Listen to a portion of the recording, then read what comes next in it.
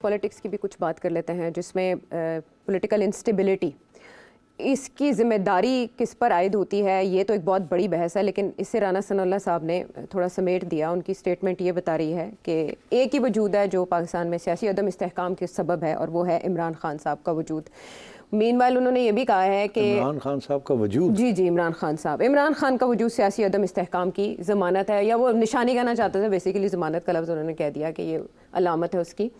इसके अलावा वो ये भी कह रहे हैं कि पीपल्स पार्टी हमसे पहले पीटीआई से इत्तेहाद करना चाहती थी, लेकिन बानी तहरीक इंसाफ किसी का वजूद तस्लीम करने को तैयार नहीं है। यानी पहले उन्होंने खुद स्टेटमेंट दी कि उनका वजूद है, और फिर वो कह रहे हैं कि वो किसी का वजूद नहीं मान रहे। तो असल में किसका वजूद है प्रॉब्लम सारे पॉलिटिकल इंस्टेबिलिटी की? एक्चुअली वजूद तो मसला तो खान साहब का है ना, क्योंकि खान साहब ही हैं जो कि कहते हैं इन सबको वाइप आउट कर दो। ये लोग तो, इन्होंने किसी ने एक दूसरे के खिलाफ ये कभी नहीं कहा था, पीपल्स पार्टी ने या इनने, कि इसको ख़त्म ही कर दिया जाए। लड़ते झगड़ते थे, समंदर में फेंक देंगे, ये कर देंगे, वो कर देंगे, वो चलता है, या घसीटेंगे। हाँ घसीटेंगे। ये तो नहीं कहा कि जी इसका वजूद ही ख़त्म कर दें।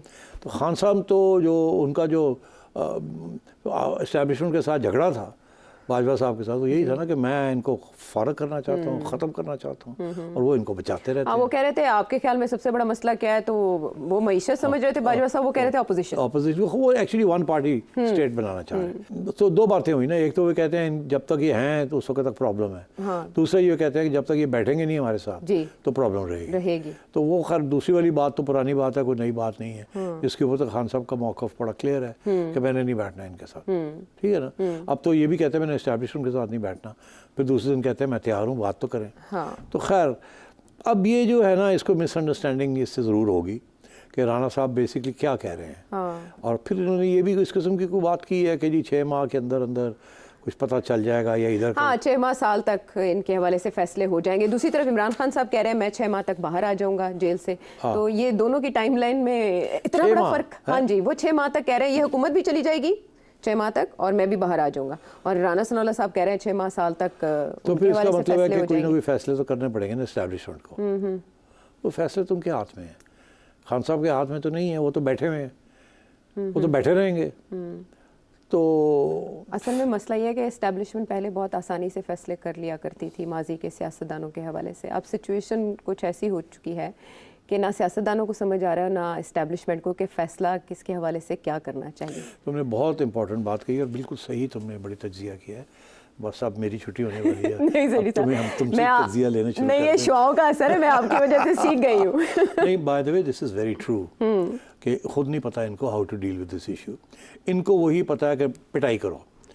वो कहते हैं हमने एहतजाज करना है, टंगा तोड़ दो, जेल में पा दो, यही है ना। अभी तक तो यही होता रहा, और मेरा ख्याल है यही वो अनाउंस कर रहे हैं कि आगे भी ऐसे ही होगा। इसीलिए इंटीरियर में ले गए ना मोहसिन नकवी साहब को। तो अब और उधर से पीटीआई वाले कह रहे हैं हमने सबसे पहला जलसा ही जो है वो हम एहतजाजी जलसा जो है वो हम इस्लामाबाद में करना चाह रहे हैं। इस्लामाबाद में ऐसे ही है 20 मार्च को। हाँ, तो एक नई मुहिम चलाना चाह रहे हैं। तो टेस्टिंग 1 2 3 तो होने जा रहा है ना अब।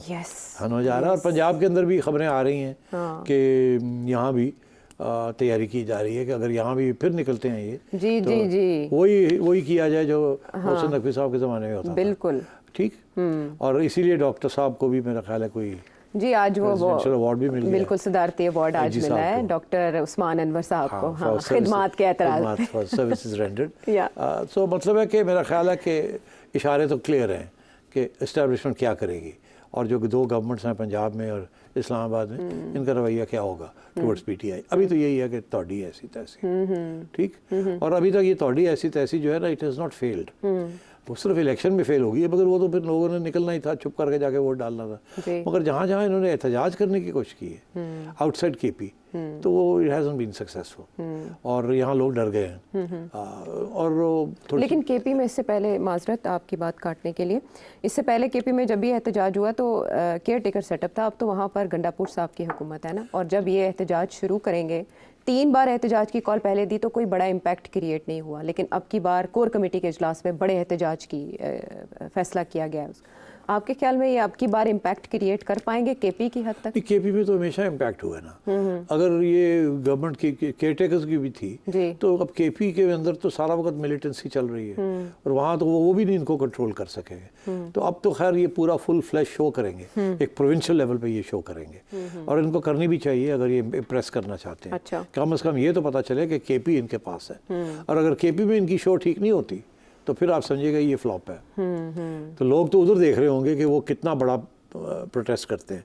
मज़ा है ना कि वहाँ 5 लाख बंदा निकले और ड्रोन्स चल रही हैं और देखे सारा शहर बंद है और हर गली कूचे में लोग बाहर निकले हुए हैं और इतना बड़ी प्रोटेस्ट हो रही है। That would be impressive. Okay. और उसके बाद जाहिर है the most impressive place is not Karachi, it is over here in Punjab. अच्छा। लाहौर शहर के अंदर। अच्छा। अगर लाहौर शहर के अंदर ये 50,000 बंदा इकट्ठा कर लेते हैं और तो it will be a big show. और इस्लामाबाद? और इस्लामाबाद में तो जाहिर है, इस्लामाबाद में मेरा ख्याल है कि इस्लामाबाद के लोग जो हैं उस हद तक बाहर नहीं निकलेंगे जिस हद तक से केपी में निकलेंगे या शायद इवन यहाँ निकला है। वहाँ बड़ी जेंट्री किस्म की जेंट्रीफाइड क्लास है और ब्यूरोक्रेट्स और जजेस और इस किस्म के लोग ज़्यादा हैं वहाँ, फैमिलीज़ हैं, फौजी फैमिलीज ऑल्सो। ठीक। मेरा ख्याल है कि वहाँ थोड़ा सा इतना आसान नहीं होगा, फिर इनको लाने पड़ेंगे लोग केपी से। और ये हमेशा इस्लामाबाद में जब ये कुछ करने जाते हैं तो वहाँ 8-10 हज़ार लोग से ज़्यादा नहीं लोकल मिलते इनको। ये फिर इस पेशावर से लोग लेके आते हैं और केपी से लोग लेके आते हैं और जब ये ठीक ठाक लोग ले आते हैं तो मसला बन जाता है एडमिनिस्ट्रेशन के लिए। और जब ये ठीक ठाक लोग नहीं ला सकते, 1000-2000 ही लाते हैं तो फिर मसला मतलब डील कर लेती है इस्लामाबाद एडमिनिस्ट्रेशन। तो कुछ लोग ये भी समझ रहे हैं कि केपी में ऐसी सिचुएशन डेवलप हो सकती है अंडर गंडापुर साहब कि इस्टेब्लिशमेंट थोड़ा लेवरेज देने पे मजबूर हो जाए इमरान खान साहब को और बातचीत के लिए दरवाजे मजीद खुले। हम अगर नहीं आशा, वो तो हम हर प्रोग्राम में ये बात होती है, मैं कहता हूँ दरवाजे खुले हैं मगर बात आगे नहीं बढ़ रही। दरवाजे खुले हैं, बात आगे नहीं बढ़ रही बिकॉज जाहिर है बड़े सीरियस किस्म के इश्यूज है ना। खान साहब तो कहते हैं मुझे अभी निकालो, केसेस ख़त्म करो और एक नई इलेक्शन कराओ, इसी किस्म की बात करते हैं ना, तो वो तो पॉसिबल नहीं है। तो वो मैक्सिमम एजेंडा से शुरू करते हैं और ज़्यादा कंसेशन देने के लिए तैयार नहीं है। और वजह उसकी यही है कि वो समझते हैं कि अवाम मेरे साथ है, जब तक मेरे साथ है आई कांट लूज़। तो ये 1 साल रह गया, 1 साल और के बाद जबकि नया इशू बनेगा एक्सटेंशंस का और ये, तो फिर देखा जाएगा क्या होता है और क्या नहीं होता। ठीक। तो वो तो इस किस्म की उम्मीद लगा के रखे हुए हैं। सो मैं ये समझता हूँ कि ये जो अब एहतजाज करने जा रहे हैं इट विल डिपेंड कि ये कितना बड़ा एहतजाज कर सकते हैं कि नहीं। मेरा ख्याल है पंजाब के अंदर और इस्लामाबाद में इनको इजाज़त नहीं मिलेगी और अगर ये वायलेट करने की कोशिश करेंगे तो फिर काम पे टांगेंगी। वो दैट्स द पॉलिसी। हाँ, वो तो एस्टैब्लिश पॉलिसी हो गई है। चलें, ये तो पाकिस्तान तहरीक इंसाफ के लिए एक बड़ा चैलेंज आगे मुंतज़र है। केपी की हद तक आसानी होगी लेकिन लाहौर या इस्लामाबाद में इतने बड़े पैमाने पर एहतजाज करना कि वो सबको चौंका दे मुश्किल होगा। कीपिंग इन माइंड के पंजाब में हुकूमत किसकी है और हमारे वफाकी वज़ीर दाखिला कौन हैं और माजी उनका कैसा रहा है जब वो पंजाब के निगरान वज़ीर आला थे। हम वापस आते हैं एक ब्रेक के बाद।